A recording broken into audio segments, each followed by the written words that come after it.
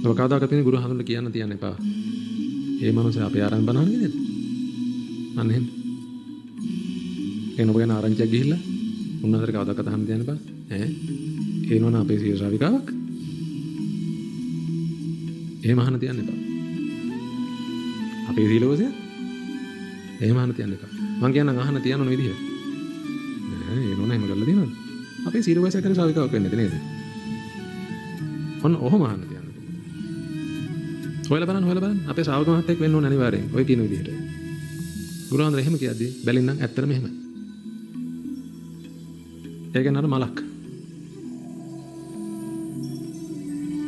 ආරංචියක් එනවා.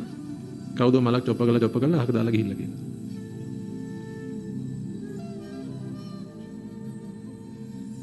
ඒ මලෙන් කවදාක කටු වෙන්නලා නැහැ.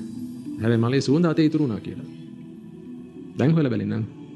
කොහෙන් හරි අපේ මේ ගුරු පරපුරේ මේ කල්න වලට සම්බන්ධ කෙනෙක් බව අපේ ගුරු ස්වාමීන් වහන්සේ දැනගන්න ලැබෙන්න තියෙනවා කියන එක පින්විතනේ තමයි ඔබ උන්වහන්සේට දක්වන ලොකුම ගෞරවය.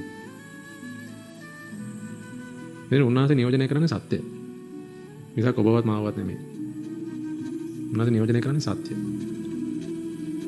He is an ambassador of the truth. ඒක තමයි උන්වහන්සේගේ නියෝජනය. සත්‍ය නියෝජනය කරන්නේ. උන්වහන්සේ සත්‍ය නියෝජනය කරන්න පිළිගන්න ඔබ සත්‍ය නියෝජනය කරන හැම වෙලාවකම ඔබ උන්වහන්සේට සමීපයි.